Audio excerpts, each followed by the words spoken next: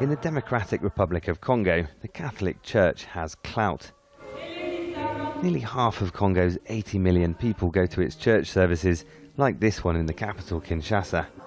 When President Joseph Kabila didn't step down at the end of his second and final constitutional mandate, the church stood up. JONAS was one of the key coordinators of the protests for democracy, which eventually led to an election being called for Sunday, 2 years late. 3 days ago, it was postponed again until next week. Until today, we are aware of strategies to not organise elections. We are not surprised that we don't have elections, even though there was enough time. We were informed about the postponement of elections until the 30th, and we think that for 7 days, let us not burn the whole country. The priest asks people to pray for the elections to be peaceful. The last 2 years were not. Dozens were killed by police in the protests.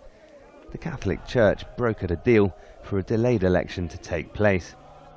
When it was finally announced, more were killed during the campaigns, mostly at opposition rallies. But the government promises it's delivering democracy. Le président de la République est celui.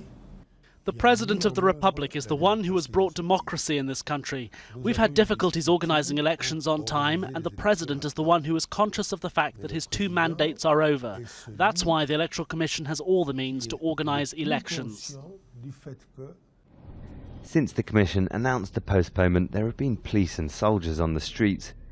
Near the university, activists tried to organise a march. They were completely outnumbered, so they gave up. The Catholic Church is powerful here. It can speak up when others can't. And its political work's not over. People are now waiting to see if next week's election really will happen.